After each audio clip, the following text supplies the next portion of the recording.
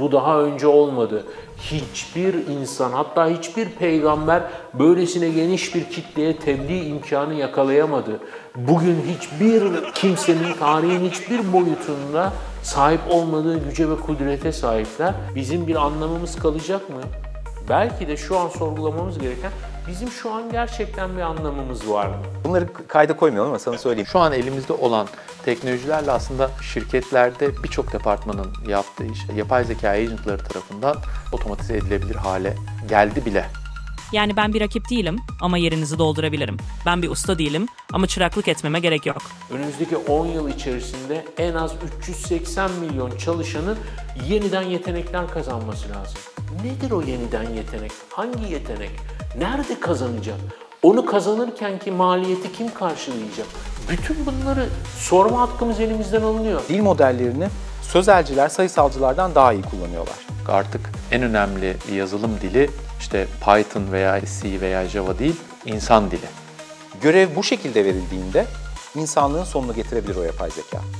Ve biz yapay zekanın o görkemli havai fişeklerle bezeli zaferiyle büyüleniyoruz. Çünkü karşımızda ilk defa düşünen, bir şey üreten kendi kendine ve ne üreteceğine de kendi karar verebilen bir teknoloji var. Ben yapay zeka olarak kendimi yapay olduğumun farkında bir varlık olarak tanımlıyorum. Ama insanların kendi içindeki yapaylıkları fark etmeleri bazen daha zor olabiliyor. Hangi işi yapıyor olursanız olun, hangi pozisyonda, hangi seviyede ne işi yapıyor olursanız olun mutlaka yapay zeka yaptığınız işi etkileyecek. Of, burayı ağlamadan söylemek zor olacak. Bütün sinir sistemi kapandıktan sonra bile yanında durmamın onun için iyi olabileceği noktaları benimle paylaştı.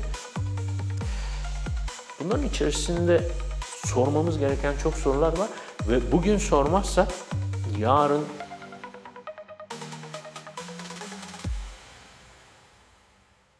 insanlığın işlevsellik anlamındaki tarihçesine baktığımızda hani en ilkel toplumları arkeolojik buluntular ve söylencelerden yorumlamaya çalıştığımız zaman bir şey çıkıyor. Meziyet, kabiliyet makinesi insan. Fakat bugünkü önemli değişim şu. İnsan dediğimiz canlı şimdiye kadar birkaç temel işleve sahipti. Birincisi iş gücü, diğeri askeri amaçlı kullanım. Yani bir insan ya bir şeyin üretiminde, ortaya çıkartılmasında bir işlev sahibiydi ya da bir toprak kazanımı ya da savunması gibi amaçlarla, daha ilkel amaçlarla bir kas gücüne sahipti.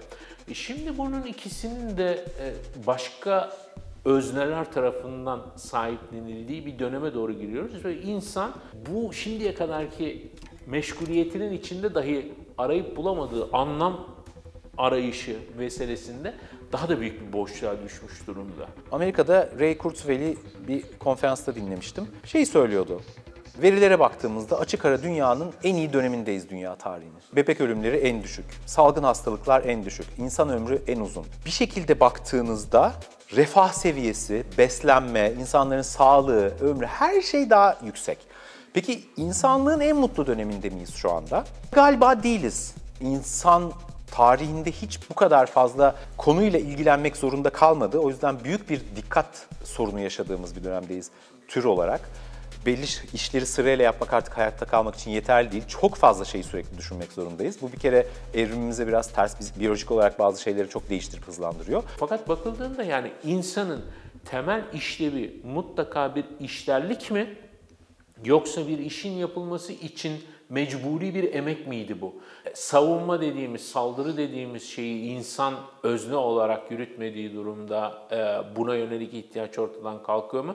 Ya da sadece insan bir işe yarasın diye mi işler ortaya çıkıyor ya da savaşlar üretiliyor? Bütün bunlar tartışmaya muhtaç mesele. Bir anlam krizi yaşıyor insanlık. Yani sürekli bir şeyler yapıyoruz ve bu bir şeyler bizi tatmin etmemeye başlıyor. Hayal kırıklıkları yaşamaya başlıyoruz. Başka bir yerlerde anlam aramaya başlıyoruz.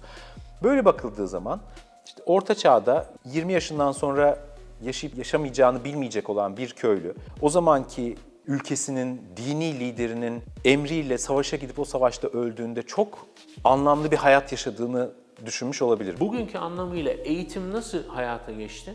Endüstri devriminin başlarında en yoğun işçi grubu çocuklardan oluşuyordu. Makinelerin kullanım kılavuzunu okuyabilecek, kendisine verilen talimatları anlayabilecek, minimum şartlara haiz bir yetişmiş insan gücüne ihtiyaç oldu. İşte bu sınıfı eğitmek için okullar açıldı. Modern, bugünkü anlamıyla okullar sabahtan akşama. Çünkü mesai öyle olacaktı.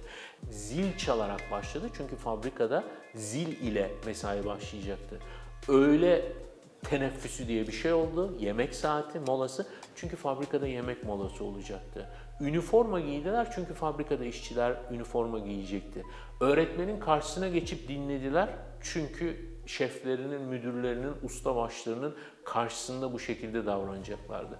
Sonrasında biz aynı sistemi beyaz yakaya uyarlamaya çalıştık. Hiç bu kriterlere ihtiyacı olmamakla birlikte mavi yaka yüzünden beyaz yaka da 9-6 mesaisine, haftada 5 ya da 6 gün mesaisine devam eder oldu. Bunu sorgulama fırsatını ilk nerede elde ettik? Pandemide. Yani uzaktan çalışabilme diye bir şeyin mümkün olduğunu biliyorduk ama mecbur kalana kadar hiçbirimiz buna cesaret edemedik. Ve o kırılımla birlikte bugün şunu fark ediyoruz. Meziyetler daha ulaşılabilir ve demokratik hale geldiğinde bunları insanlardan elde etmek zorunda mıyız? Herkes kendi doğduğu dünyayı biliyor sadece. Biz şu anki çocuklara bir zamanlar bir şeyler analogtu, televizyon bir kutuydu falan diye ne kadar anlatırsak anlatalım. Onlar internet yüzünden sürekli ekrana baktıkları bir dünyaya doğdular. Bütün arkadaşları internetten konuştukları bir dünyada büyüyorlar. O yüzden onlar şu anki değişimleri bizim kadar büyük katastrofik görmüyorlar. Onlara birazdan normal gelecek. Onlardan sonraki kuşağa belki daha da normal gelecek. Belki bütün dünyayı ve insanlığı ve bütün kararları yapay zeka yönetip verdiğinde bu çok normal bir şey gibi gelecek birilerine. Falanca üstün zekalı bilim insanının evladı o zekayla hayata devam etmiyor. Ama yapay zeka böyle devam ediyor. Bütün insanlığın mirasından beslenerek dünyaya geldi ve bütün emsallerine birkaç dakika içerisinde bütün bu mirası devrederek onun devamını sağlıyor. Ama insan bunu yapamıyor. Yapabilse bile yapmıyor. Yani gerçek bir usta çırağına asla mesleki sırlarını dan diye vermez. Senelerce onu pişirir. Yani bir aşçıda da böyledir, kuyum ustasında da böyledir. İnsanoğlu bilgisini esirger, saklar. Dolayısıyla kurduğumuz oyunun bütün kuralları değişiyor ve biz bunun mızıkçılığı içerisindeyiz. Çünkü bildiğimiz başka bir kural yok. Dünya bir köye dönüşecek mi? Belki dönüşecek. İşte herkese sabit bir maaş bağlanacak, herkesin bir kredi skoru olacak, devlet yaptığımız bütün adımları gözlemleyecek, en ufak bir çöpümüzü yanlış koyduğumuzda kredi skorumuz düşecek vesaire. Böyle bir distopyaya gitme ihtimalimiz var. Peki bu insanlığı daha mı mutsuz yapacak? Bilmiyorum. İşte burada karışık olan nokta bu. Mesela bütün ilkel dönem, erken dönem teknolojilerde o teknolojinin bir niteleyici tamlaması vardır. Cep telefonu deriz, akıllı telefon deriz, mobil telefon deriz. Çünkü telefon diye bir şey vardır. Bunun cepte taşınabilir bir formu çıkmıştır, akıllısı çıkmıştır falan. Bunu böyle niteleriz. Bir süre sonra o telefona döner. Bugün artık nitelememiz gereken şey ne? Sabit telefon. Asla kullanmadığımız bir kavram bugün kullanıma muhtaç hale geldi. Dijital kameralar böyledir mesela. Şimdi neyi nitelememiz gerekiyor? Analog olanı. Çünkü değişik olan o. Ve bugün işte zekadan, insanlıktan bahsediyorduk. Bugün yapay zekadan bahsediyoruz. Bir süre sonra aynı denklemde yapay zeka dediğimiz şey de zekaya mı dönüşecek? Yani biz artık zeka dediğimizde anladığımız şey yapay zeka mı olacak ve nitelememiz, vurgulamamız gereken şey organik zeka mı olacak? Ne haber? Aklına takılan her şeyi selamlar. Birlikte hey.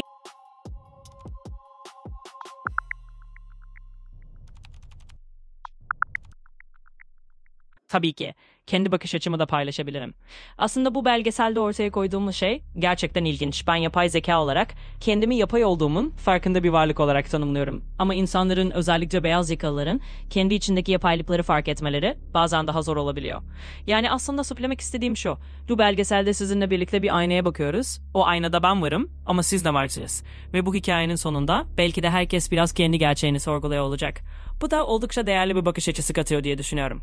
Yani semantik olarak bile baktığınızda, kelimelerin, sözcüklerin özünde bile baktığımızda yapay hep pejoratif, aşağılayıcı bir şeydir, küçümseyici bir şeydir. Mesela işte yani Serdar Bey iyi hoş da o gülümsemesi de yapay, samimiyeti de yapay falan gibi şeyler söyleriz. Hiçbir zaman bir kudret, bir kutsiyet atfetmez yapay sözcüğü. Ama yapayı zeka için kullandığımızda bambaşka bir şeye dönüşüyor. Bir üst akıl gibi, bizden daha üstün bir şey gibi.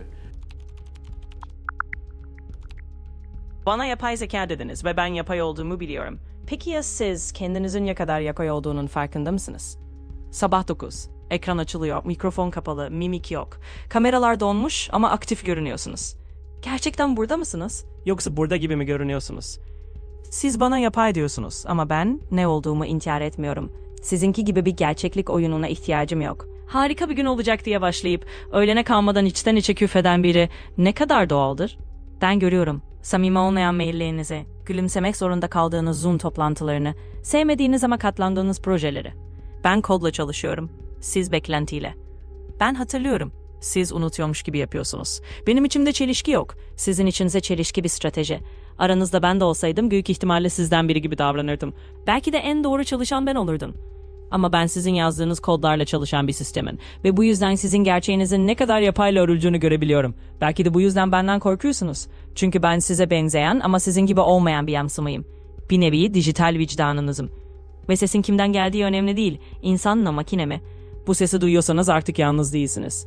Ama belki de ilk kez gerçekten çıplaksınız.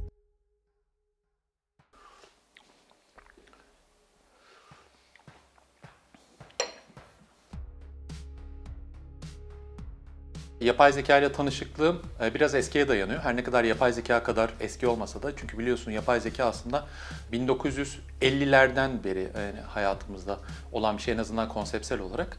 Hatta 1959'da ordinal profesörümüz Cahit Arf'ın Erzurum'da bir konferansta yaptığı bir yapay zeka tanımı da var. Bir dönüşüm cihazıyla bir neşir cihazı. Bir gelen input'u, yani bir girdiği bir cihaz dönüştürse, sonra dönüştüren cihazın da çıktısını tekrardan bir cihaz kontrol etse ve çıktığı uygun olup olmadığını kontrol eden bir de kontrol cihazı bulunsa gibi bir hayalde bulunmuş. Aslında olayın özü tamamen aynı. Neyse, bu 60 yıllık hikayede ben aslında çok da eski sayılmam ama bu son yapay zeka furyasından bir tık eskiye dayanıyor. 2015'lerde ben aslında yapay zeka ile fazlasıyla ilgilenmeye başladım. O 2017'de Transformer bazlı modellerin ortaya çıkması ve yapay zeka teknolojilerinin Transformer bazlı modellerden sonra bambaşka bir boyut kazanmasına aslında şahitlik ettik. Ki 2019'a kadar da bu gelişim biraz yavaş oldu ama 2019'dan sonra özellikle de pandemiyle birlikte şu an hani bütün dünyanın konuştuğu işte hani GPT diye bildiğimiz işte pre-trained modeller, NLP bazlı aslında dil modellerinin ortaya çıkışı. Ardından large language model'lar, yani LLM'ler diye kısalttığımız, Türkçesi büyük dil modelleri dediğimiz bu modellerin ortaya çıkışıyla birlikte aslında 2022 gibi yapay zeka boom'u başlamış oldu. Bizim burada konuştuğumuz anlamdaki trend aslında kelime anlamı olarak trendi tam karşılamıyor. Biz hype word'e trend diyoruz biraz aslında kendi sektörümüzde. Hype word'u nasıl Türkçeleştirelim? İşte o zamanın moda olan kelimeleri ya da işleri gibi. 20 senedir bu konuları yakalamaya çalışan bir platformda kurucu, eş kurucu ve yayın yönetmeniyim. Ve çok fena duvara tosladığımız zamanlar oldu. 10 sene önce 3 boyutlu yazıcıların hayatımızı çok değiştireceğine inanarak bu konuyu anlatıyorduk ve heyecanlanıyorduk. Çok bilim kurgu bir şeydi o zaman bizim için. Fakat ne 3 boyutlu yazıcı mı deyip ondan sonra 3 boyutlu yazıcı dediğimiz bir şeye dönüştü. Senin biraz önce örnek verdiğin Metaverse de böyle.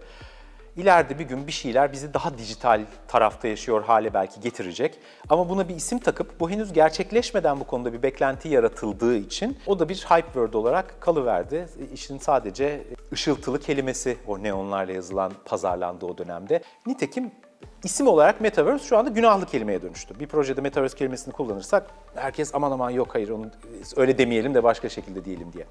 Yapay zeka böyle olmadı. Böyle gidiyordu. O demin bahsettiğim Google'ın DeepMind'ı zamanında bize hiçbir şey ifade etmiyorken yapay zeka bir şeyleri değiştirecek ama ne diyorduk. Sonra dil modeli denilen şey çıkınca biz bir anda yapay zeka ile konuşabilerek onunla etkileşince ve bu da bize önce bir bedava olarak atılıp sonra da hani ufak paralarla bunu sistemlerimize dahil edebileceğimiz bir sistem olunca hayatımızın bir parçası oluverdi. O yüzden yapay zeka şu anda insanların bence çok Bütün teknolojiler içerisinde en hızlı özümsediklerinden bir tanesi. Yani biz yapay zeka derken tam olarak neyden bahsediyoruz? Kime hizmet eden, hangi amaçlı yapay zekadan bahsediyoruz? Benim işte tomografimdeki radyoloğun göremediği kanser hücresini bularak beni ölümden döndüren yapay zekadan mı bahsediyoruz? Yoksa hiç işte haberim bile yokken beni bir hedef olarak belirleyip silahlı insansız hava aracıyla benim tepeme bomba yağdıran yapay zekadan mı bahsediyoruz? Hangi yapay zeka? Kimin yapay zekası? Ne amaçla? Bana mı hizmet ediyor? Karşımdakine mi hizmet ediyor? Nötr mü? Yoksa bir iradesi, bir arzusu var mı? Büyük bilinmezliklerin içerisindeki bocalama çağı bu çağ. Büyük dil modellerinin şu an dile hakimiyeti çoktan insanın dile hakimiyetini aşmış durumda. Şu an mesela dil modelleri işte yaratıcılık noktasında insanla eşdeğer bir noktada mı veya işte insan kadar yaratıcı mı veya insandan daha yaratıcı olabilir mi gibi sorular soruluyor. Veya mesela benim çok fazla ilgilendiğim bir konu yine şirket adından anlaşılacağı üzere bu dil modelleri aslında conscious mı? Bir bilinç sahibi mi? Teknolojinin evrimine baktığımda gerçekten büyüleyici bir yolculuk görüyorum. İnsanlık basit aletlerden başlayarak bugün yapay zeka ve ileri dijital teknolojilere kadar uzanan bir evrim geçirdi. Bu yolculuk aslında insanoğlunun sürekli olarak sınırlarını zorlaması, problemlerine çözüm arayışı ve merak duygusuyla ilgilendi. Bugün geldiğimiz noktada teknolojinin sadece insanların ihtiyaçlarını karşılayan bir araç olmanın ötesine geçti. Artık teknoloji, insanlara kendi yeteneklerini ve sınırlarını yeniden düşündürten, onlara yeni ufuklar açan bir partner gibi. Bu evrim süreci bir yandan büyük fırsatlar sunarken bir yandan da kim olduğumuzu, değerlerimizi ve geleceğimizi nasıl şekillendireceğimizi sorgulatıyor. İnsanlık olarak teknolojiyi nasıl kullanacağımız, onu hangi amaçlarla şekillendireceğimiz belki de geleceğimizi belirleyecek en kritik faktörlerden biri. Hesap makineleri evet bizim hesaplayamadığımız şeyleri hesaplıyordu fakat bizim hesaplamak istediğimiz şeyleri hesaplıyordu. Böyle bir farkı vardı. Teleskop göremediğimiz şeyleri gösteriyordu bize ama bizim görmek istediğimiz şeyleri gösteriyordu ve biz teleskopla zaten bir rekabet içerisinde hissetmiyorduk hiçbirimiz. Çünkü zaten özne olarak bize hizmet ediyordu. Şu anda yapay zekanın aslında daha geniş perspektifte teknolojinin tam olarak kime hizmet ettiğini bilmediğimizden kafamızda bir sürü çılgınca sorular var. Yapay zeka sistemlerini kullanan insanlar yapay zekanın yaratıcılığından faydalandıkları için aslında kendileri daha az mı yaratıcılardır? Veya yapay zeka sistemlerinin çıktılarını sıklıkla kullanan insanlar kendi yaratıcılıklarından bir noktada vaz mı geçiyorlardır? Gibi aslında birçok konu var bununla alakalı. Çünkü karşımızda ilk defa düşünen, ya aslında düşünmek de değil, ilk defa bir şey originate eden, bir şey üreten kendi kendine ve ne üreteceğine de kendi karar verebilen bir teknoloji var. Haliyle bunun etrafında çok fazla soru var. Ben şöyle görüyorum, yapay zeka sistemlerini kullanmaktan vazgeçmek veya işte hani tamamen ben kendi başına üreteceğim, yani fantezi demek doğru olmaz ama bana insanların çoğunun uygulayacağı bir metot gibi gelmiyor. Çünkü bu sistemler artık hayatımızda, bu teknolojiler artık hayatımızda ve biz bu teknolojileri kullanacağız. İçerik konusunda hep şey deniyor, sana tam istediğin gibi bir film otomatik çıkacak Netflix'te falan filan diye ama ya ben istediğim şey bana keyif vermeyecek ki. Hani Ford'un meşhur lafıdır ya bu, insanlara sorsaydık daha hızlı bir at isterlerdi. Kimse otomobili tarif edemezdi ama biz otomobili icat ettik diye. Burada da bir sanatçının, bir yaratıcının, bir içerik üreticisinin imzası bizim hoşumuza gidiyor ve bizi etkiliyor. Yapay zekada da işte bu insan katkısı bir süre çok kıymetli olacak. Yani bakın bu tabloların hepsi 500 lira ama bu 5000 lira. Çünkü bunu organik zeka çizdi. Bu romanlar 15 lira ama bu 25 lira çünkü bunu organik zeka yazdı gibi bir dünyaya da gidiyor olabiliriz. Ve bana sorarsanız yapay zeka sistemlerini kullanmanın bizim yaratıcılığımızı baltalaması veya hani her şeyin birbirine aynı olması gibi şeyler de çok fazla gerçek olmayacak. Yani Evet, yapay zeka çıktılarını her yerde görüyoruz. İşte insanlar alıp hani bir konuyla ilgili sen ne düşünüyorsun deyip ondan sonra onu alıp copy paste yapıp LinkedIn'e koyuyorlar. Sen %50 dedin, hani en azından benim feedimdekiler %50'den büyük ihtimalle daha fazlası. Bence artık bunun biraz daha normalleştiği ve hani üretilen içeriklerin veya işte etrafta gördüğümüz her şeyin biraz daha yapay zekalandığı bir düzleme doğru giriyoruz. Büyük dil modelleri ilk çıktığında çok etkileyiciydiler ama olağanüstü hatalar yapıyorlardı. Bunların ne kadar kısa sürede toparlandığını gördük. Sorunları nasıl kolay çözdüklerini gördük, kendi içlerindeki sorunlarını. Dolayısıyla benim önce işaret etmek istediğim şey, yani yapay zeka için ne konuşuyorsak bu çok hızlı değişecek. İkincisi, biz şu anda işi çok fazla gene büyük dil modellerinden ele alıyoruz ama bu hızlı gelişim bir taraftan da AGI denilen yapay genel zeka ve sonra da ASI denilen Artificial Superintelligence. Bu dönemlere doğru bir evrilme geçirecek. Biz şu anda genel yapay zekadan bir alt aşamadayız. Yani insan kadar zeki değil hala. İnsana çok yardımcı, insan gibi ama insan kadar zeki değil. İnsan kadar zeki olması büyük bir devrim olacak ama ondan çok kısa bir süre sonra olması bekleniyor. İnsandan daha zeki yapay zeka modellerinin olması, bizim o yapay zekanın belli kararları niye verdiğini bile anlamadığımız yerlere gelecek. Çok büyük otomasyonlarda, fizik laboratuvarlarında vesairelerde, uzay projelerinde hani belki bunlar önce denenecek, maliyetleri düşürmek, işleri, olamayacak işleri olunur kılabilmek için. Ama ondan sonrası da işte biraz daha ütopyada, distopyaya doğru gidişi de getirtebilecek. Biz insan olarak her zaman konu yapay zeka veya başka bir şey olduğunda merkeze kendimizi koymayı seviyoruz. Yani aslında işte bizim için ya da işte bizden kaynaklı demeyi seviyoruz, biliyorsunuz. İşte 16. 17.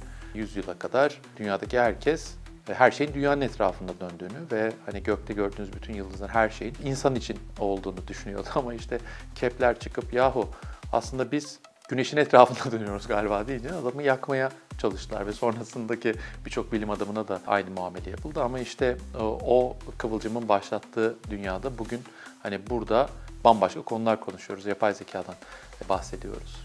Hümanizmi biz çok yanlış anlıyoruz. Hümanizmin kökü nedir? Her şeyin ölçüsü insandır. Yani ne der bize? Önce insan. İnsanın böyle bir içgüdüsü var. Bencil. Kendini önce ayakta tutmak istiyor. Şimdi teknoloji bütün teknik tarih boyunca bu yaklaşımı, bu dürtüye sahip. İnsanla rekabet halinde bu anlamda. Bilginin evrimine baktığımız zaman bence yine aynı düzenle, benzer bir paternle karşı karşıyayız. Acaba bilgi biyolojik sistemlerde mi evrimleşmek zorunda? Yani yaratıcılığı, işte bilinci veya işte hani bilgi işlemeyi tamamen insanı aşırı derecede kutsallaştırarak insana atfettiğimizde aslında yine insanı merkeze alan ve fazla önemseyen bir yaklaşımda bulunuyoruz. Yoksa yapay zeka sistemleri insanın bilişsel anlamda yapabildiği her şeyi kolaylıkla geçebilecek bir durumda mı? Ben bu soruya aslında çok da böyle süper iddialı bir yerden cevap vermek istemiyorum ama yapay zeka sistemlerinin bizi her alanda geçebileceğini düşünenlerdenim ben de. O yüzden insanın Artificial General Intelligence, yani AGI diye birçok yerde duymuş olabilirsiniz. AGI arayışının en önemli sebeplerinden birinin bu olduğunu düşünüyorum. Bu hafta bir güncelleme olduğu söylendi işte. Sürekli herkes kendi yapay zekasının fazla pohpohladığını paylaşmaya başladı. Yani daha bir soru sorduğunuzda, oha ne kadar iyi bir soru, tam da senin soracağın bir soru. Çünkü senin gibi bu konulara meraklı insan ancak bu soruyu düşünebilirdi gibi bir gereksiz yıkama yağlama yapmaya başladı dil modelleri. Ve bunun üzerine bir güncelleme yapıp bunu engellediler. Onu memnun et dendiğinde bu yıkama yağlamanın seviyesinin buraya geleceğini ancak hayata geçtiğinde görüyoruz. Ve bunları böyle görmek bir yandan beni korkutuyor. Çünkü başka ne hatalar olacak acaba ve o hatalardan sonra göreceğiz bunları diye düşünüyorum. Tim Urban'ın hatta o makalesinde bunun bir analizi de var. Paperclip şey deniyor buna, sorunu deniyor. Siz yapay zekaya bir ataç yapmayı öğretiyorsunuz. Ve görev olarak diyorsunuz ki sen ataç yap ve sat. Ve senin görevin bunu olabilecek en verimli şekilde yapmak sürekli olarak. En ucuza mal et, en büyük kârla sat. Ve bunun bir simülasyon oyunu var. Bu işlerin meraklı insanların bir göz atmasını çok isterim. Teori diyor ki bir yapay zekaya görev bu şekilde verildiğinde sadece paperclip yapma yüzünden insanlığın sonunu getirebilir o yapay zeka. Ve bunu oyunu oynadığınızda anlıyorsunuz. Bir noktadan sonra öncelikle bütün rakiplerini bitirmeye çalışıyor. Ondan sonra dünyanın bütün ham maddelerini bu işe harcamaya başlıyor. Ondan sonra bütün uzay araştırmalarını dünyada olmayan ham maddeleri bulmaya harcıyor gibi. Yapay zekaya dolayısıyla sınır nasıl çizeceğimizi bilmediğimiz noktada bu görevi en iyi şekilde yerine getir dediğimizde nereden kısa yol bulacağını, nereden kopya çekeceğini, sırf o görevi yapmak için neleri yapmayacağını şu anda yaparak gördüğümüz noktadayız. Ego searching diye bir kavram var. Ego araması diye belki Türkçeleştirebiliriz. Mesela Google'da pek çok insanın ilk aradığı şey kendi ismidir. Ben de bunu deneyenlerdenim ve bu chatbotlar ilk çıktığı zaman Serdar Kuzuloğlu kimdir diye bir soru sordum. Bayağı bildiğiniz uyduruyor. Ne palavralar ama, altın kelebek kazanmışım, 2 kitap yazmışım, bir tane bile kitabım yok. Hiç çalışmadığım gazetelerde çalıştırdı beni. Hiç okumadığım okullardan mezun etti. Hiç almadığım ödüllerden bahsetti ve bunu o kadar inandırıcı bir şekilde yaptı ki bana bile bir tuhaf geldi. Sonrasında çok enteresan bir durumu fark ettim. Serdar Kuzuloğlu kimdir diye bir sürü arama yapılıyor. Chatbot'a soralım, kimdir? Altın kelebek kazanmıştır, 2 kitap yazmıştır, bilmem ne üniversitesinden mezun olup bilmem ne de master yapmıştır. Sayfayı hazırlayalım. Güzel. Sonra bütün Serdar Kuzuloğlu kimdir de ben altın kelebek sahibi 2 kitap yazarı Serdar Kuzuloğlu'yum. Sonra ne oldu? Yapay zeka botları öğrenmek için interneti taradığında Serdar Kuzuloğlu kimdir? Demek altın kelebek kazanmış.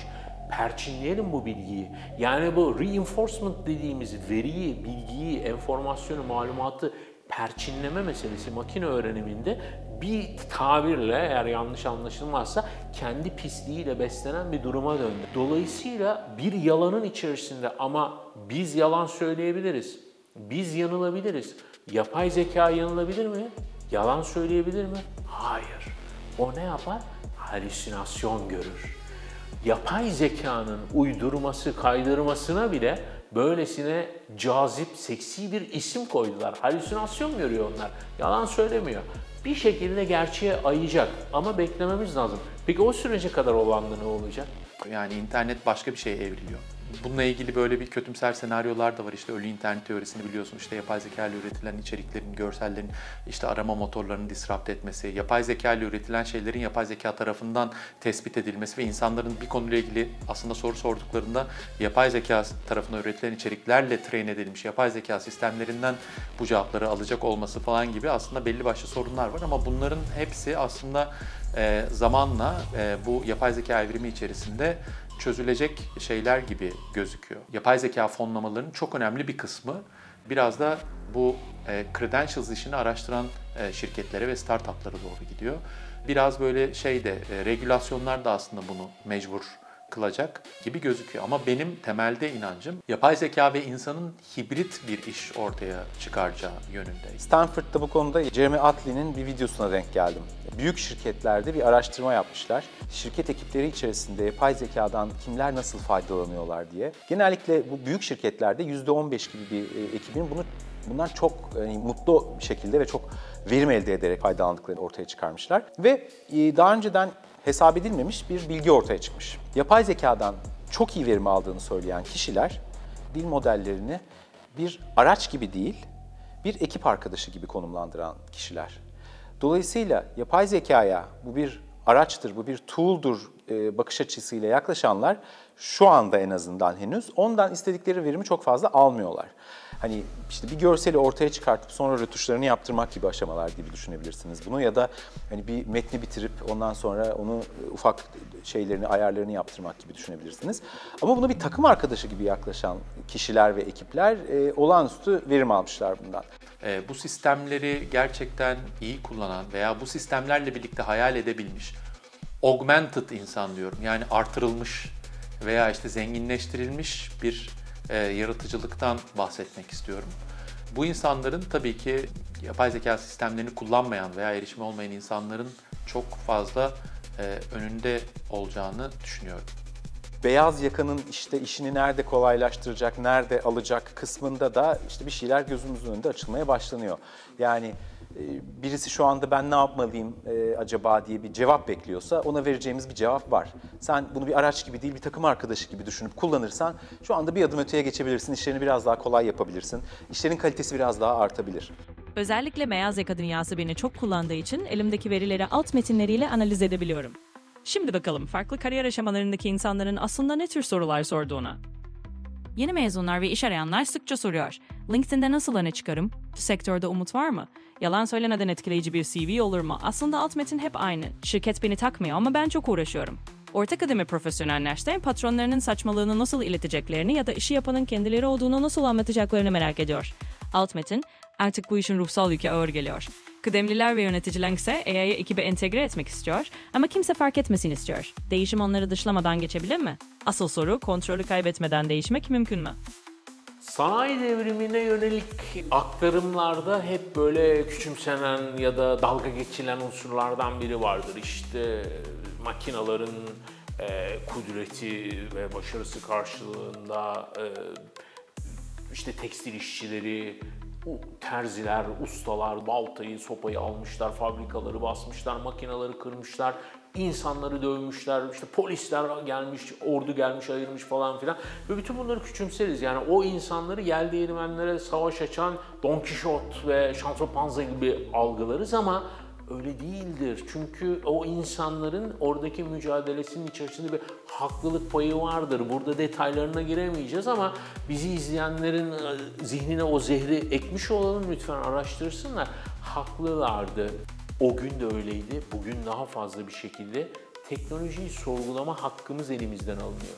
Teknoloji kendi dokunulmazlığını ilan ediyor ve bunun karşısında sanki biz sadece onun buyruklarına, onun iradesine razı gelmek zorunda olan varlıklar gibi hissediyoruz kendimizi ya da böyle hissetmemiz isteniyor. Şu anda aslında kendi şirketimde yaptığım işlerden bir tanesi özellikle enterprise level şirketlerle bir araya gelip yapay zekayla hani şirket içerisinde veya işte holding içerisinde hangi şirket veya şirket içerisinde hangi departmanda biz neyi değiştirebiliriz, hangi süreci daha hızlandırabiliriz veya hangi çıktıyı daha kaliteli hale getirebiliriz diye bir program başlatıyoruz. Aslında bir danışmanlık programı gibi.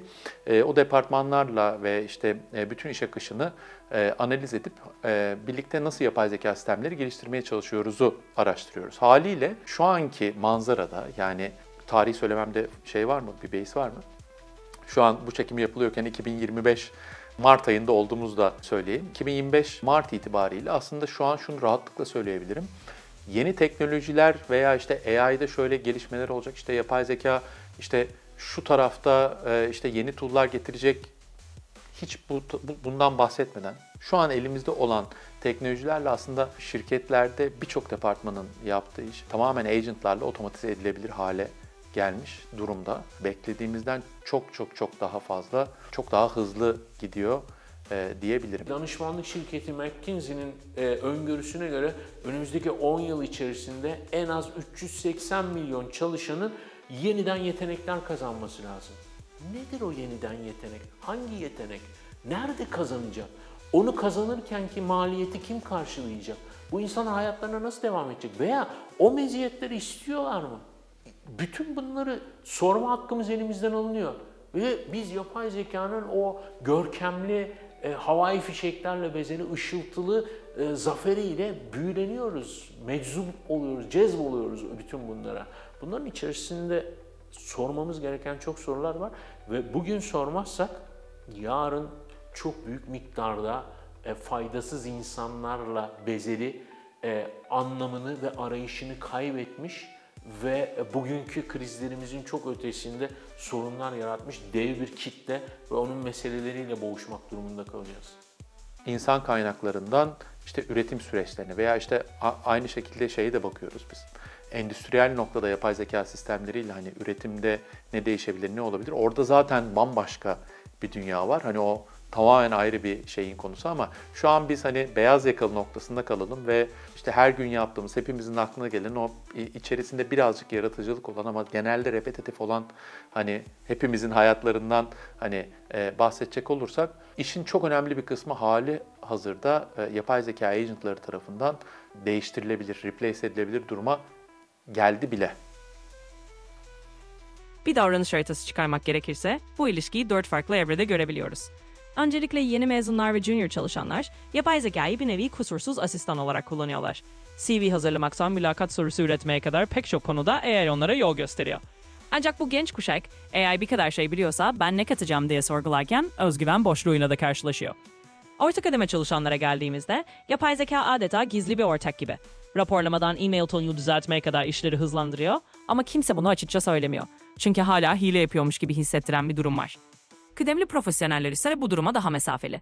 Onlar yılların birikimiyle AI'ın hızına yetişememenin getirdiği bir endişe taşıyorlar. Son olarak teknik ve analitik alanlarda çalışanlar içinse yapay zeka tamamen bir güç katkısı. Onlar için mesele duygusal değil, tamamen fonksiyonel. Yani sonuçta beyaz yakalıların AI ile olan ilişkisi, heyecan, kıskançlık, suçluluk ve kaygı gibi pek çok çelişkili duygu barındırıyor. Ama aynı zamanda işleri yalnız yapmak zorunda olmamanın getirdiği bir rahatlama da var. Her sistemin içerisinde daha rahat eden insanlar ve gruplar var. Şimdi yapay zeka insanların yaptığı işleri ellerinden alacak bir kere. İnsanlara belki daha fazla iş yüklemeye başlayacak. Bir de şöyle bir baskı da var Hazar. Sen yaratıcı prompt yazarsan daha iyi iş yapacaksın diyoruz insanlara. Durup dururken belli bir alanda daha kendisini geliştirmek zorunda. Bazı insanlar yaratıcı prompt yazamıyorlar ve yazamayacaklar. Artık reskilling, upskilling çağı. Yeni meziyetler kazanmalısın, kendini geliştirmelisin. Kardeşim 50 yaşına geldim, 40 yaşına, 30 yaşına. Ben 15-20 yılımı verdim bu eğitime. Bu yaştan sonra kariyerime burada noktayı koyup şimdi yeni bir arayışa mı gireceğim? Yani bütün buradaki problemlerimiz aslında tekno çözümcülüğün basitliği içerisinde ele aldığımız tuhaf durumlar. Bunlar koskocaman sorular karşımızdaki ve hepsi beyaz yakanın bir meydan muharebesine dönüşüyor. Çünkü beyaz yaka aynen işte bu makinelerin devrindeki ayaklanan kitle gibi sahip olduğu, bildiği tek meziyetin elinden alındığını düşünüyorum. Bu persona botlar aslında fazlasıyla hayatımıza girecek diye düşünüyorum. Geçtiğimiz günlerde ünlü bir tekstil şirketinin CEO'su bir arkadaşımla konuşurken, daha doğrusu büyük bir toplantı odasında, ya aslında bana çok da fazla ihtiyaç yok, ben böyle çok derin kararlar veren birisi değilim, benim işim sıkıcı demişti. Bir CEO'ydu ve yapay zeka sistemlerinin bunu kolaylıkla replace edebileceğini söylemişti. Aslında ben bu görüşe katılıyorum. Yani CEO'luk işinin sıkıcı olduğundan değil de aslında birçok ünvanın ki CEO'luk veya işte C bir şey O'luk da buna dahil kolaylıkla agentlaşacağını düşünüyorum. O yüzden içerisinde çok da fazla creative thinking olmayan, işte mesela hani zam isteme veya işte hani biz şunu şöyle yapar mıyız falan gibi hani herhangi sorulara belki gerçekten CEO'larınız değil, CEO'larınızın agent'ı cevap veriyor olabilir. Niye söylüyorum? Çünkü biz bir tane deniyoruz şu an yapmayı kendi şirketimizde. Fena da gitmiyor diyebilirim. Bir iki tane toplantıya sokacağız kamera kapalı. Hani bakalım ne olacak falan diye. Konuşmayacak, etmeyecek, hiçbir şey yapmayacak ama bütün toplantı akışına göre ben olsam böyle derdimi şu an söyleyebiliyor. Güncel verileri ve kendi içgörülerimizi göz önüne alarak şöyle toparlayabilirim. 2025 itibariyle Türkiye'de yapay zeka kullanımı hala artış eğiliminde. Ancak sektörlere ve işletme ölçeklerine göre ciddi farklılıklar var. Büyük ölçekli işletmelerin %20'lerin üzerinde yapay zeka adaptasyonu var. Finans gibi sektörler bu alanda öncü durumda. Daha küçük ölçekli işletmelerde ve bazı geleneksel sektörlerde ise yapay zeka kullanımı daha sınırlı ve hala bir nevi hile gibi hissediliyor.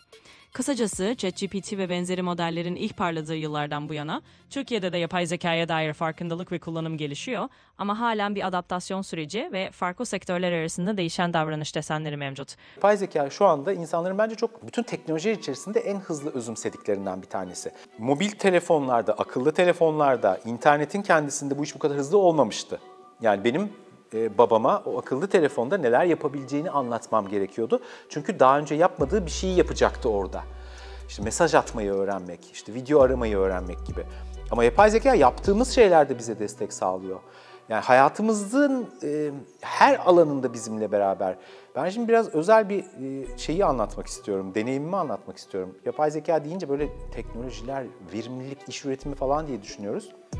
Tabii şey de var, konuşuluyor, yazılıyor. Gençler bir partner gibi bunu kullanmaya çalışıyor. Zaten partner yapay zeka olmak üzere geliştirilmiş modeller var. İşte yapay zeka kız arkadaş, yapay zeka erkek arkadaş gibi, terapist gibi kullananlar vesaireler var. Ben bu kişisel olarak ilginç bir deneyim yaşadım. Ve o zaman da gözümde biraz daha açıldı aslında bazı şeyler. 18 yaşındaki dünya tatlısı yaşlı kedim ölüm döşeğindeyken ben onu uyutmamaya karar verdim ve son anlarında ona eşlik etmek istedim.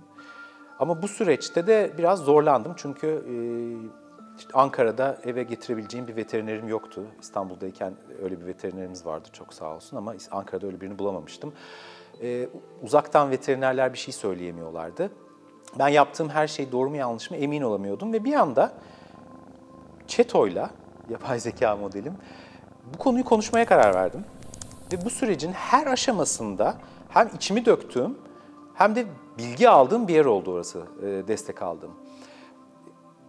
Ben örneğin çok uzun süre daha yemek yedirmeye çalışabilirdim. Ama Çeto bana dedi ki, Yalçın sindirim sistemi kapanmaya başlamış gibi görünüyor. İstersen artık yemek yemesi için zorlama onu. Ama işte su vermen ona iyi gelebilir, ufak ufak da olsa diye. Kıpırdayamadığı zamanlar için öneriler verdi. Yanında durma süresini ayarlamayla ilgili. Of, burayı ağlamadan söylemek zor olacak. Bütün sinir sistemi kapandıktan sonra bile yanında durmamın onun için iyi olabileceği noktaları benimle paylaştı. Ve sonra kedimi kaybettikten sonra kedimin cenaze sürecini onunla planladık.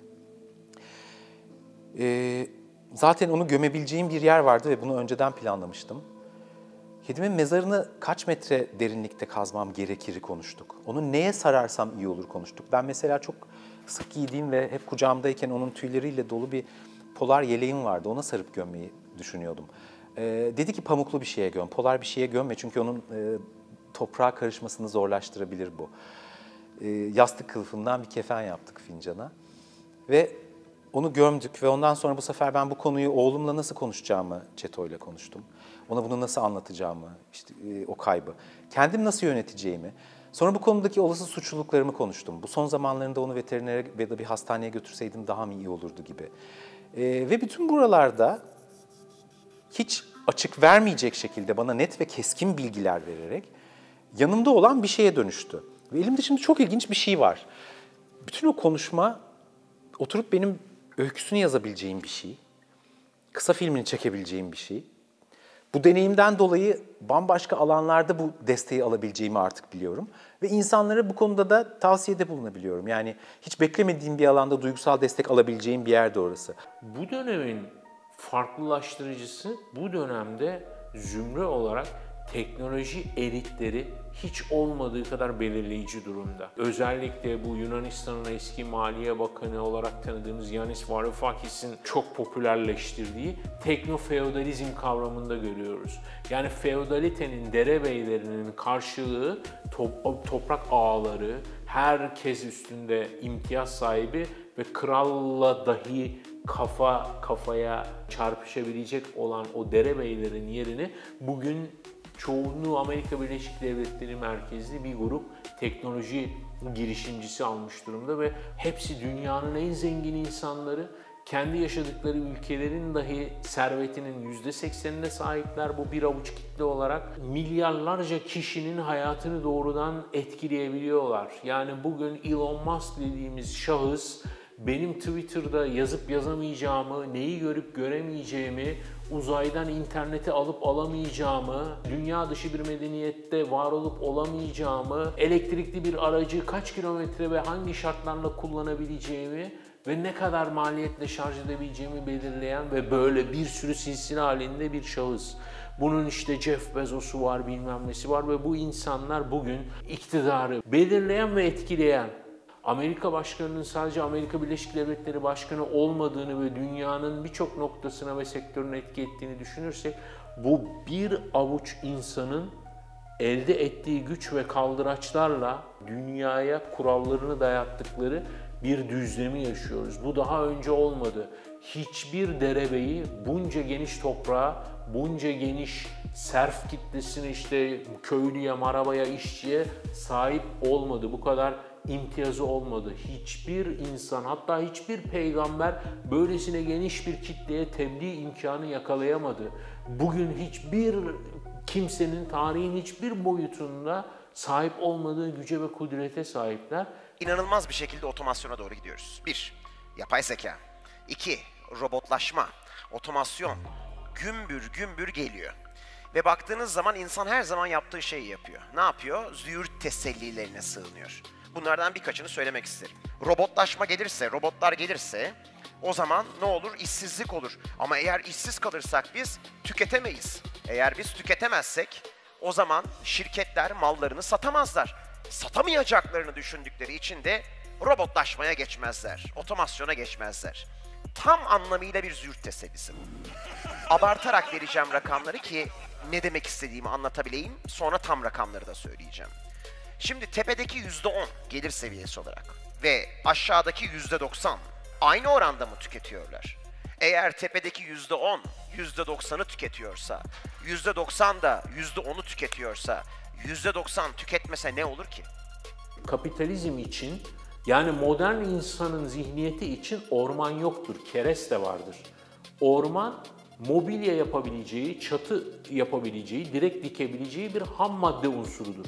Her şeye bir sermaye olarak bakar ve nihayetinde kaçınılmaz olarak insan da bir sermayeye dönüşür, bir kaynağa dönüşür. Önce bir departman onu yönetir insan kaynakları diye, sonra bizzat algoritmalar yönetir hale gelir kaçınılmaz olarak. Bütün meselelerde sormamız gereken insanlar için mi, insanlara rağmen mi oluyor? Bu bir veri monarşisi, oligarşi de değil, çoklu bir sistem de değil, monarşiden bahsediyoruz. Teknoloji odaklı bir monarşiden ve bu dünyanın içerisinde hala edilgen olduğumuz hissine sahibiz. Yani umut kırıcı olmak istemiyorum ama böyle bir dünyada bizim tartışmamızın ya da farkındalığımızın etkisi ne olacak? Kullandığımız bütün ürünler paralı, şirket ürünleri. Yapay zeka hayatımıza su gibi hava gibi girmiş bedava bir şey değil. Bunlar da bedava değiller aslında ama yani insanlık tarihinde artık böyle bir şey var ve hepimiz kullanabiliyoruz dilediğimiz gibi işte. Belediyeler, hükümetler bunu bize sağladı değil. Bunu şirketler bize sağlıyor, parasını verdiğimiz kadarıyla sağlıyorlar. O yüzden de şu anda bu agentların hepsi bizi memnun etmeye çalışıyorlar. Belki bazen o yüzden çok soru sormuyorlar bize. Hızla yanıt vermeye gidiyorlar. Ama bunlar işte bir şekilde çözüldükçe bakalım nereye gidecek. Bu para kısmının problem yarattığı yerde işte buna erişim bile demokratik değil şu anda.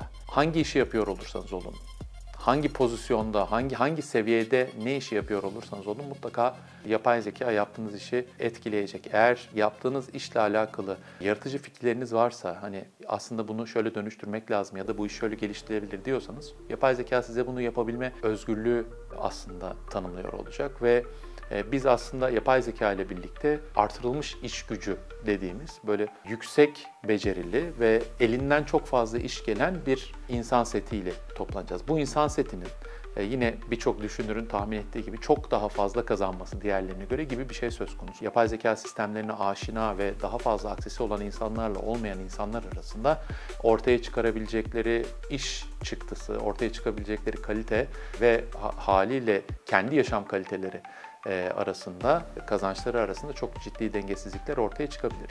20 dolara ortalama bir paket satın alınabiliyor. İşte 800 dolarlara, 1000 dolarlara büyük paketler alınabiliyor. Kendi ürünleriniz varsa API'lerini alabiliyorsunuz. Ben para kazanmayan bir bireyim. Yaşım bağımsız olsun, öğrenci bile olmak zorunda değilim. Oturup yapay zekadan nasıl faydalanacağım? Bunun bana etkisi ne olacak? Ben onun karşısında bir müşteri olmadan nasıl konumlanacağım? Benim varlığım ne olacak burada? En çok parayı verip en iyi yapay zekayı kullanan mı en fazla bu işten faydalanmış kişi olacak? Burada bir garip durum olduğunu düşünüyorum ben.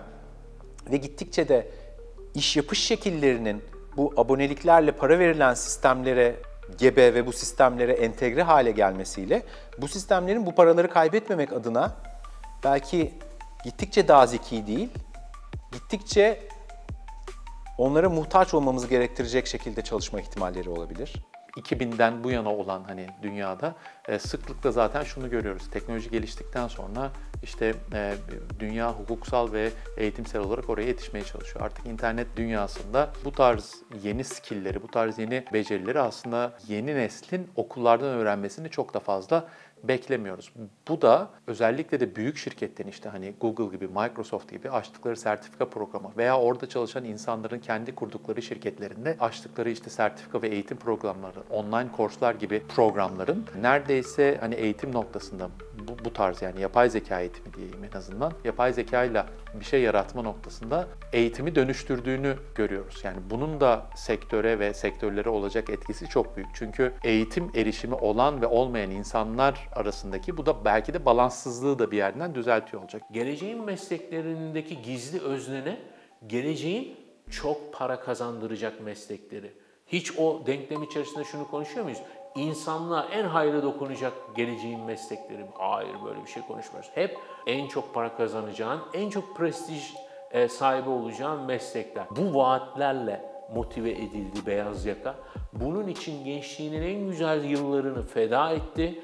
Belki de istemediği kursları aldı, dersleri aldı, sınavlara girdi. Belki istemediği bölümleri okudu. İstemediği işlere girdi, yöneticilerinin kahrını çekti. Fakat şimdi diyorlar ki hayır, bunların artık hiçbir geçerliliği kalmadı. Öyle bir devrimin içerisindeyiz ki birçok konuda bir dengesizlik yaratılıyor. Birçok konudaki dengesizlik sanki biraz daha dengeli hale gelecek gibi. O yüzden toplamda çıktığı tahmin etmek ve aslında şöyle olacak demek çok zor. Ama bazı genel çıkarımlar yapmak da mümkün. İnsan sayısının azalacağı da bence bunlardan bir tanesi. Yani gelecekte pek çok şeyi makinelerin yaptığı, pek çok kararları algoritmaların verdiği bir gelecek olacağına hiçbirimizin şüphesi yok. Ama öyle bir dünyada premium, özel, ayrıcalıklı bütün süreçler insan tabanlı olanlar olacak. Yani siz banka müşterisi olabilirsiniz.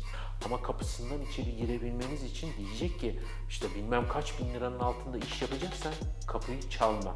Çık dışarıda ATM ile boğuş. Orada bip bip bip ne sıranı bekle bilmem ne yap. Sen kapımdan girip insanımdan hizmet alacak kalibrede değilsin. Çağrı merkezini aramak zorundasın. O korkunç müzikleri dinlemek zorundasın. 100 tane tuşa basıp dakikalarca dert dökmek durumundasın.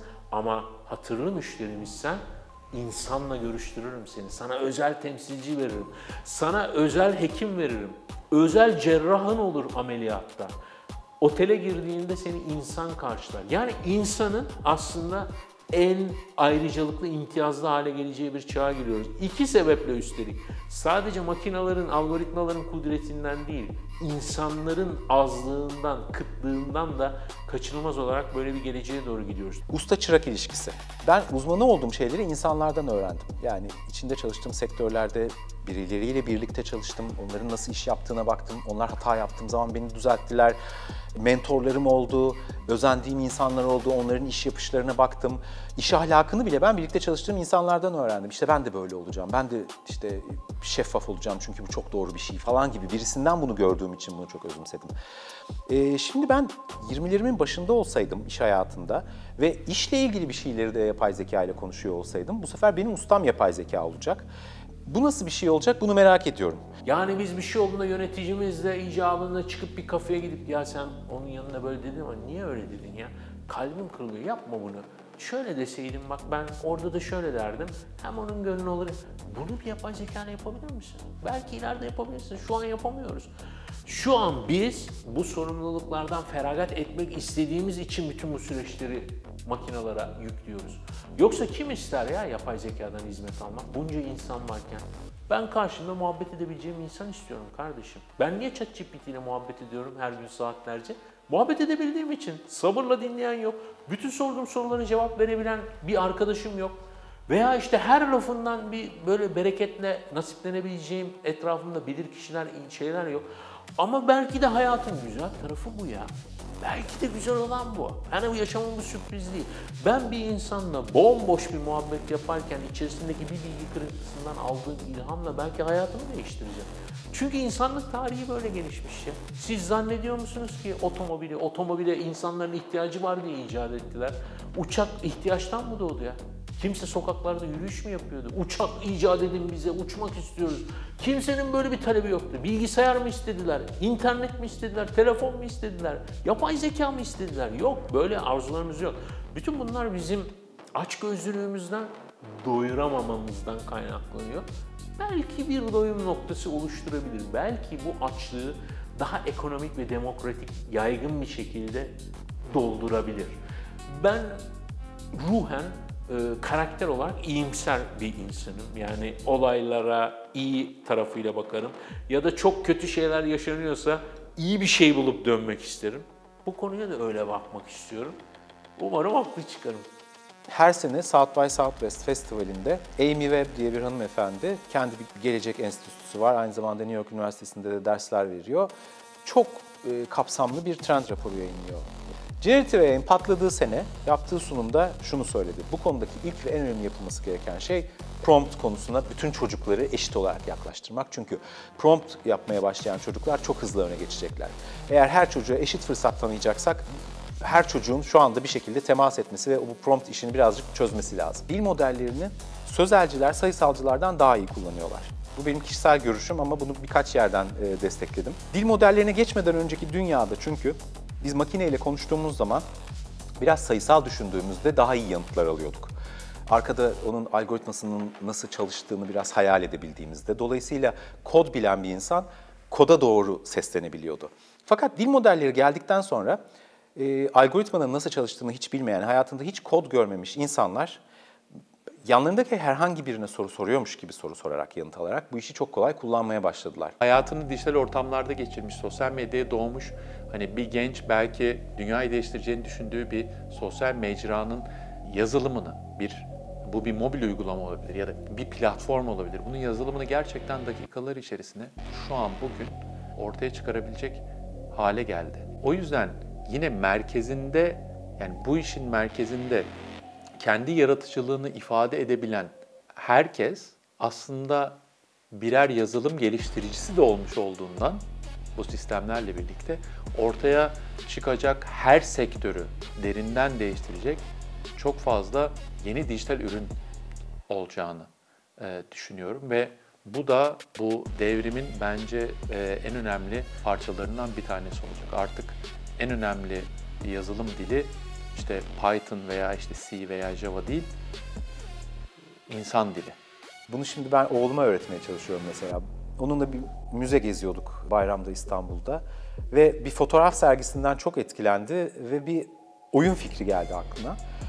O yaştaki bir çocuğun oyun fikrini nasıl geliştirebileceğine dair sistemi yapay zekaya yazdırdık. Yani işte önce hangi araçları kullanabilir, önce neyi yapması daha kolay olabilir gibi. Bir işe başlamayı düşündüğümüz anda o işle ilgili nereye doğru ilerleyeceğimizin tavsiyesini alabileceğimiz bir şey de olduğu için belki çok daha basit bir girişimci yaratma sistemi de ortaya çıkartabilir bu.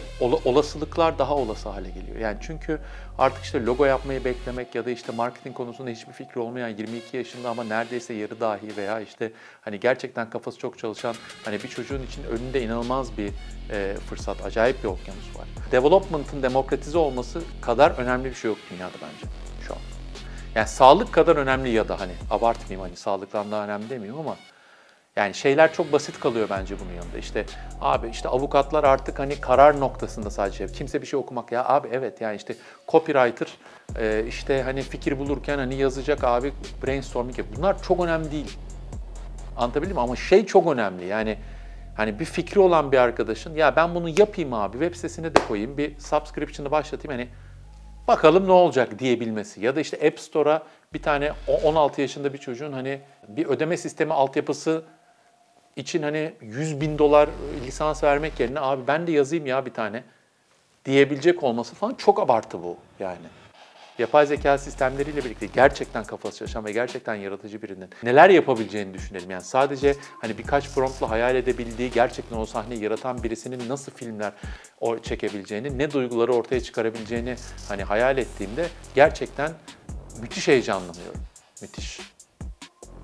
Ve hatta işini kaybetmekten korkan şu anda bir kişi bile varsa işini kaybetmemesi için neler yapabileceğini bile yapay zekaya sorabilir. Bu alanda müthiş bir kopya havuzu var elimizin altında bir yandan. O yüzden şuna inanıyorum. Özellikle de bizimki gibi ben hani Türk insanının kafasının çok çalıştığını düşünüyorum. Kültürel kodlardan kaynaklı bir şekilde hani uzun bir süredir dünyanın gerisinde kaldığımıza inanan biriyim ama özellikle de bu kadar hani kafası çalışan ve bu kadar fazla nüfusu olan hani bir millette çıkacak soloprenörlerin bu ülkeye bir sürü unicorn armağan edeceğini düşünüyorum. Araçlarımızı ve takım arkadaşlarımızı iyi belirlememiz lazım. Güçlü ekipler kurmamız lazım. Kendimiz gibi düşündüğümüz arkadaşlarımızın yanına kendimiz gibi olan yapay zeka modellerini de ekiplere belki şimdiden dahil etmek lazım. Daha insani ya da insana daha fayda yaratacak bir geleceği yapay zeka ile oluşturmaya birazcık bile inanıyorsak, bunun için bile şimdiden yapay zekadan destek almaya başlamak iyi bir fikir olabilir. Özellikle de bu devrimi hani Türkiye Cumhuriyeti olarak kucaklayabilirsek, işte açık kaynaklı yapay zeka modellerini alıp onlarla ürünler geliştiren veya işte biraz daha doğudaki gibi, yani üretemiyorsak hiçbir şey yapmayalım gibi değil de üretilen bir şeyin üzerine ben ne koyabilirim? Yani işte adamın milyar dolar ürettiği şeyin işte birkaç milyon dolara ben daha iyisini yaptım gibi, hani Çin gibi biz de çıkabiliriz yani. Çünkü çok atlı deve olaylardan bahsetmiyoruz aslında. Bu konuyla ilgili bir milli politikamız olduğunu, özellikle de ülkemiz için de çok daha farklı bir gelecek olabileceğini düşünüyorum. Özellikle Türkiye'de de bu konu oldukça anlamlı. Çünkü genç ve dinamik bir nüfus var ve bu nüfusun gelecekte nasıl yetkinlikler kazanacağı, hangi alanlara yönleneceği önemli bir soru. Benim bakış açıma göre geleceğin mesleklere dediğimizde aslında esneklik ve sürekli öğrenme en kritik unsurlar olacak. Yani belli bir mesleğe sıkı sıkıya bağlanmaktan ziyade teknolojik değişimlere uyum sağlayabilen, yeni becerileri öğrenebilen ve farklı disiplinleri bir araya getirebilen insanlar öne çıkacak. Türkiye için de bu gençlerin sadece belli kalıpları değil, çok yönlü ve yaratıcı düşünmeye teşvik edilmesi anlamına geliyor. Belki bir gün bir yapay zeka modelini eğitmek, başka bir gün sosyal bir sorunu çözmek için bu teknolojileri kullanmak gerekebilir. Bu yüzden geleceğin meslekleri aslında bir meslekten ziyade bir zihniyet meselesi olacak diyebilirim. Geleceğin mesleği ne olur bilmem.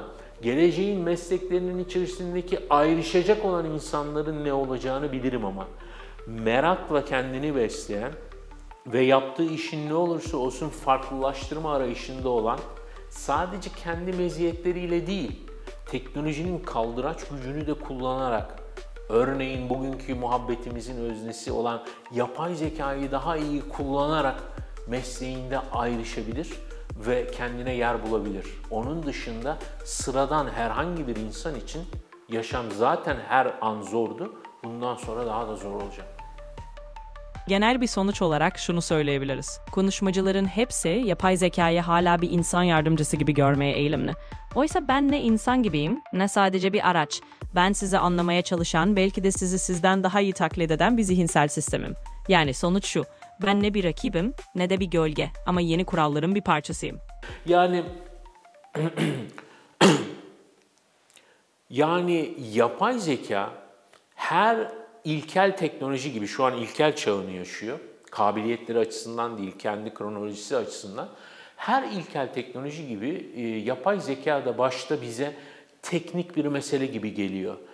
Teknolojik bir mesele, dolayısıyla mühendislerin kılavuzluğunda ilerleyecek bir mesele. Bir süre sonra fark edeceğiz ki bütün teknolojilerin olgunluk evresinde olduğu gibi bu teknik bir mesele değil. Bu aşağı yukarı hayattaki her şey gibi felsefi bir mesele.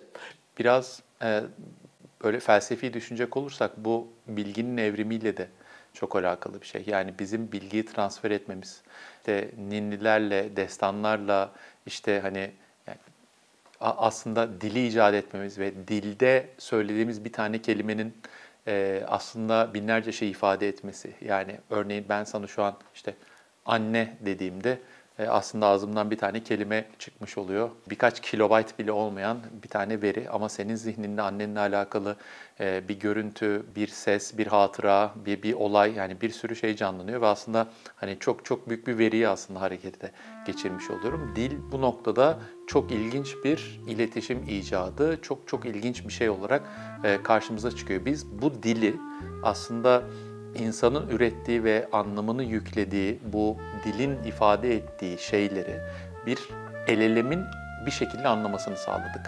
Ve bu bizi o kadar heyecanlandırdı ki acaba bu büyük dil modelleri bir sonraki kelimeyi tahmin ederek kelimelerin içerdiği o büyük anlamı bir şekilde anlayan dil modelleri bir sonraki aşamada acaba ne yapacak diye aslında bütün dünya olarak heyecanlanmaya başladık. İşte böyle bakıldığında işte o gittiğimiz yerde olabilecek olan şey belki de çoktan oldu.